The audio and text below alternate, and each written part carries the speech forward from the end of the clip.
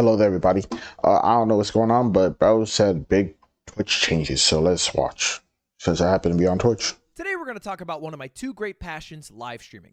The other one, of course, being ventriloquism. And if you haven't heard, there are some major I updates hardly in the ever live watch streaming him. space I didn't even know we this have was to him. talk about. The first one That's coming tough. from a That's friend of crazy. mine, Charlie, aka Moist Critical, who dropped a bombshell video titled "Goodbye Twitch." Yeah, I where he watched says it. this. So, I am no longer exclusive with Twitch. Now, he doesn't go on to say that he's signing exclusively elsewhere. He's just no longer exclusive with Twitch. And he'll try things out, right? He'll enter his college era, and he'll go back. He'll link up with Twitch. They'll have hot, nasty sex, but he's going to try out That's the crazy. of the world and maybe some other sites. He didn't mention any, but he is right now trying a stream on YouTube.com, which is going really well. He's sitting at 24,000 average viewership, which was his peak on Twitch over the past 90 days. I Damn. wouldn't extrapolate that too far. I would say, you know, he does have a larger presence on YouTube. Sure. But live streaming on YouTube is a bit of a pain in the ass. It's kind of hard. Really, streams that do well are ones that happen sporadically because it's an exciting thing, or if it's a big event.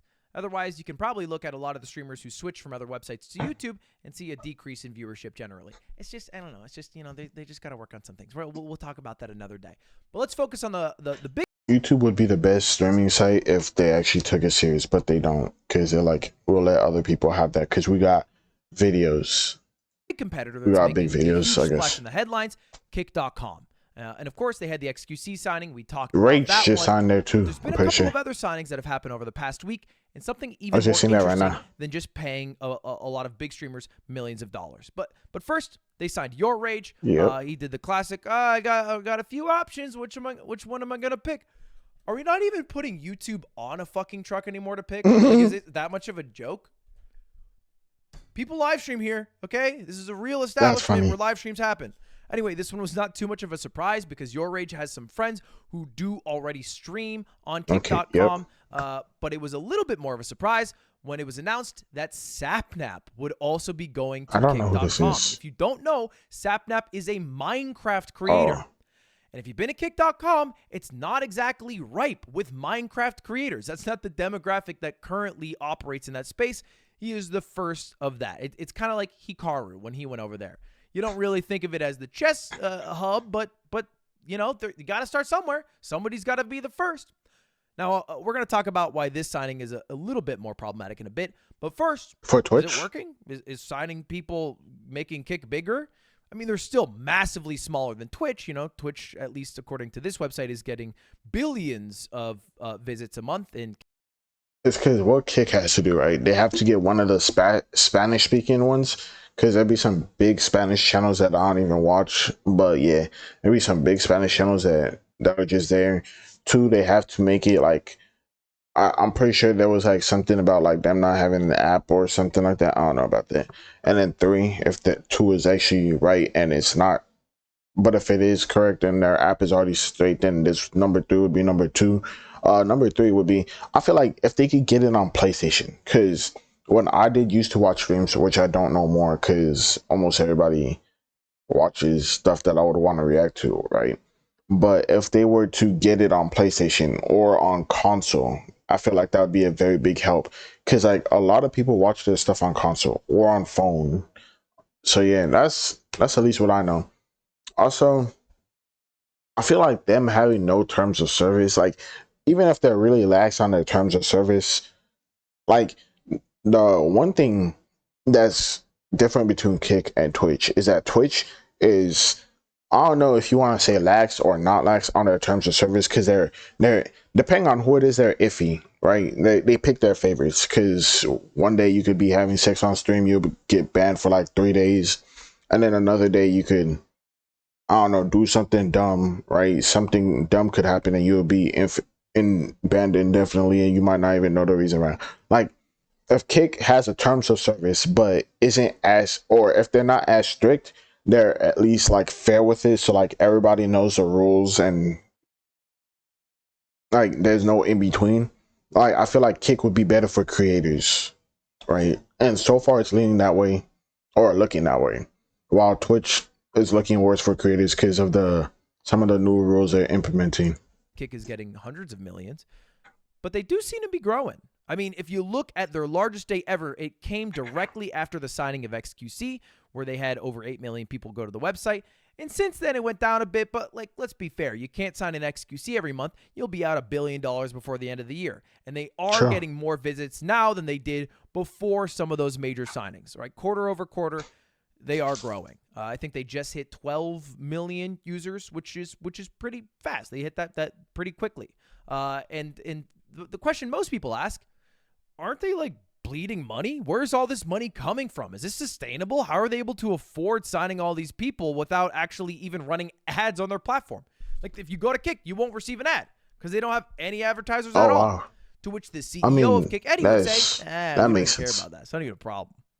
Yeah, no, we've at this moment, we're not running ads. You know, I'd like to think we're in a growth phase right now. You know, our sole goal right now is to grow. We really want to grow Kick. We want it to be a name that people recognize when they think of live streaming. We want it to become a part of, you know, internet culture. We want it to be, you know, standing there with the other giants in this industry. We think we can do that. So now that's not super weird for a startup to want to grow and not be profitable in the first year. It's even not that weird for like a Silicon Valley type company to be in a growth phase for a few years and blow hundreds of millions of dollars to capture a huge market share by offering insane services and then turning around and then try to make money, oftentimes making the product experience way worse, like Uber or DoorDash or Netflix. Because it's, wait, our user behaviors are already set. We already signed up for all these things. We don't have cable anymore. We cut cable. So you can fuck us all over because we have no option.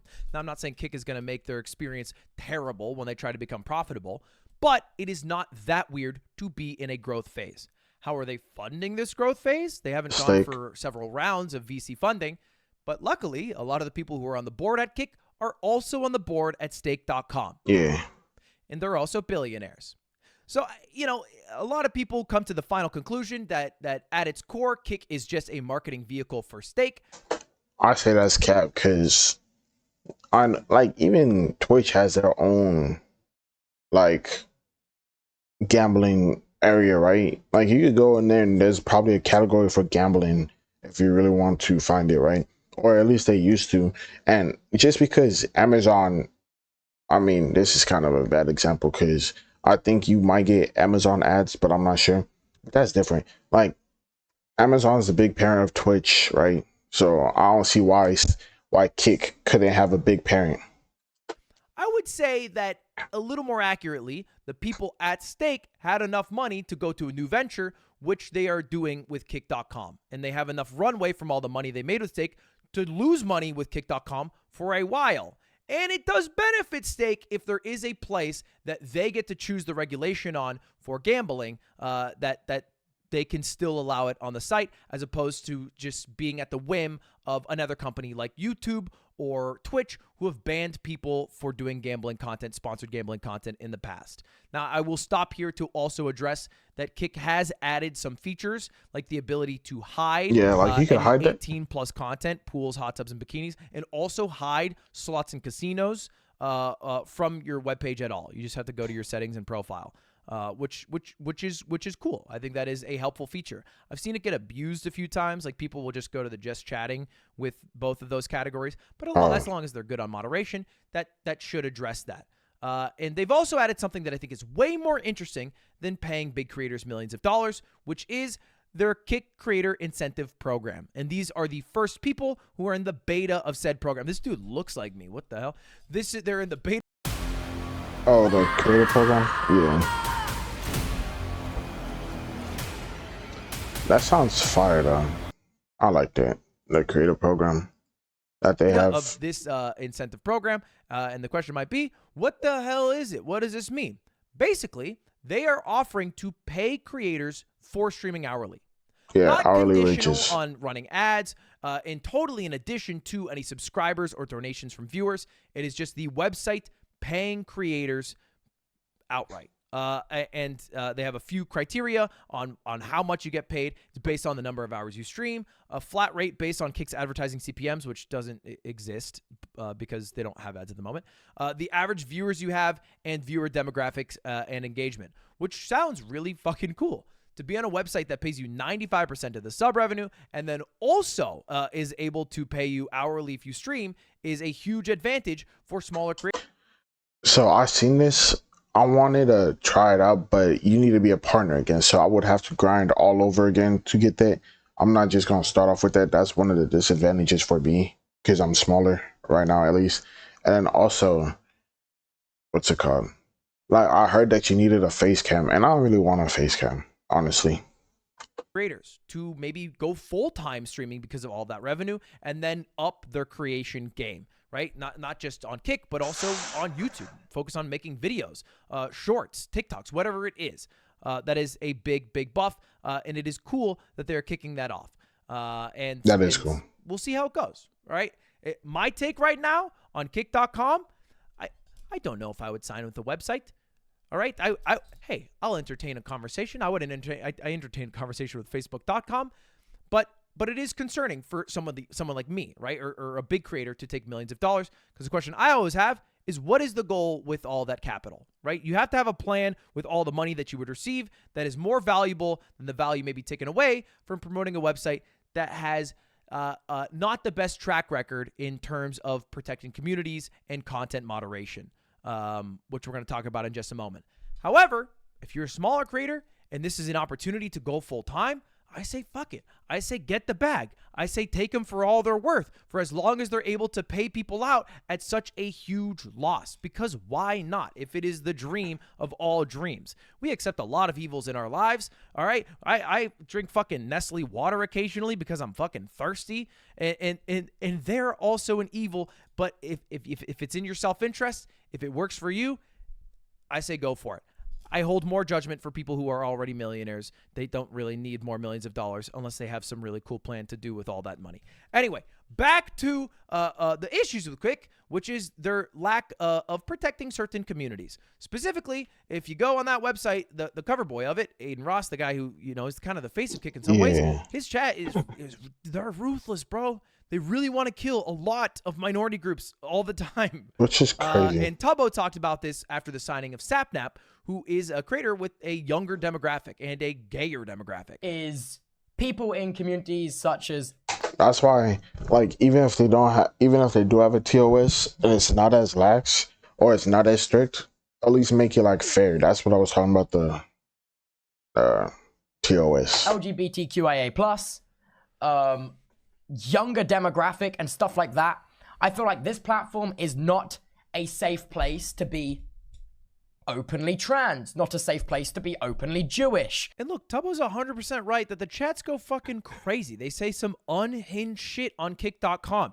And I'm worried that Kick has not done enough to stop that, to punish creators who let their chats run rampant or even moderate the chats from being able to talk like that at all. And they're going to go down to being like Rumble, just purely associated with maybe some hateful groups, as opposed to just a platform that wants to host content of all types. And it'll cap their ability to grow into a mainstream platform. Now, there was a response from one of the founders of Kick, Bijan, who said, "While I respect the fact that you care about your community, it's unfair to claim Kick is somehow dangerous for them while simultaneously cultivating your community on Twitter. Nice. You would like to improve Kick somewhat, but you are on Twitter.com. Curious.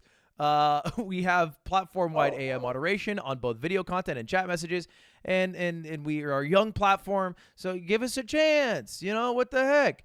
To which Tubbo, he went for the crazy reply. He said, "Hey, man, I get it's young. I don't get why you're comparing your platform to Twitter.com, because that's a much bigger website and not predominantly filled with hate speech," which I massively disagree on, Tubbo. I do think it is filled insanely with hate speech. And if you're comparing yourself to Twitter as your bar for morale and preventing hate speech, we got a low fucking bar, buddy. We gotta find a new bar to go to.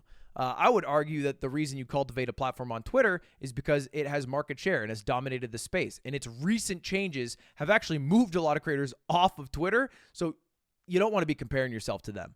All right. Twitter's a website that straight up, I get offered a clip from Crazy Clip once a fucking day that's titled "Guy Jaywalking Gets Hit." Bro, tell me, bro, this, no lie, I put this on me, bro. Tell me why. While he was talking, I'm like, let me open up Twitter real quick just to see. And I see this. Bro, no lie, I see this like right now. Like, I could scroll up like a few. Like, I swear to God, if I had a camera, I would show you guys. But I swear to God, bro, like, a few posts, like a few of me scrolling, I seen this, bro. It's actually crazy that this is the that's crazy. And then bro goes sliding. Face emoji, and then a guy jaywalking gets hit by a fucking truck, and it's like 9 a.m. and I'm like, why is this on my 4 Bro, I just seen And it. then a blue check will reply with just the most low-res gif and lame-ass comment they could think of. Yeah. You can dodge traffic, you can dodge a ball. So anyway, this Twitter rant aside, I do think Tubbo brought out a bit of receipts. That's actually which is, funny. Aiden Ross's chat saying, I kill LGBTQ. Yeah, We this is just all weird, kill bro. LGBTQ, which honestly, progressive that they threw in the queue, right? Like they're actually getting the acronym down a little bit. That's huge. Wow, I don't even want to read that sentence out loud. Black lives don't. Okay, I don't. None of these sentences are okay to read out loud. I'm gonna make you read them and have your thoughts be fucking tainted with, as opposed to Jesus, man. That's crazy. So you get the idea, all right? Kick.com right now, I think is a little too unmoderated. Yeah. And a little too associated with just hate speech outright.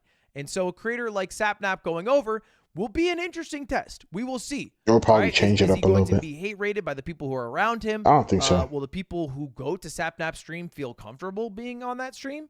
Because right now, the only people who stream on Kick.com are people who are paid millions and millions and millions of dollars, like Your Rage, people who just get banned on other websites like Twitch or YouTube, so they don't have anywhere to go, so they check out Kick.com, like Fuzi, or people who just maybe didn't have enough success to want to continue on a website like Twitch, which doesn't offer as competitive rates in terms of subsplit, and they want to try their hand over on a website like Kick, right? That seems to be the main three groups of people who I see go over to Kick. And until Kick starts to get their act right and starts to make it a place that feels good and comfortable for anyone to go on, I don't think they're going to grow to that culture point that Eddie wants them to. I don't think even throwing hundreds and hundreds of millions of dollars is going to get them there. But we'll see. Time will tell, right? All right, that's it. All right, thank you all for watching. Have a good one. Subscribe. All right, see you later. Goodbye.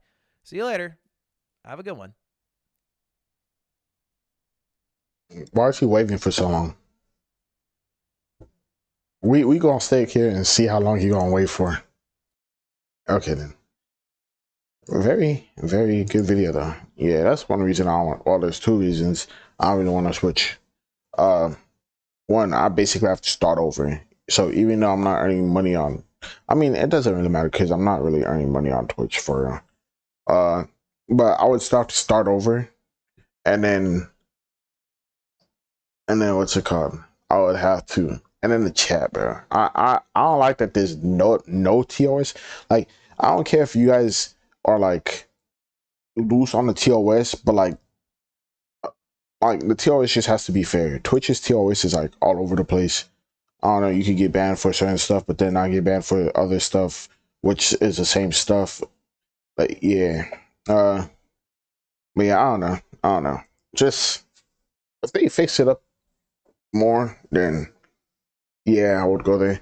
Also, if I did go to Kick, I wouldn't just stream on Kick. I would stream on like other places, or mostly just YouTube on the stream channel. But like, yeah, he does make some good points. But yeah, like, subscribe. See you guys later. Hope you have a good day or night. And bye.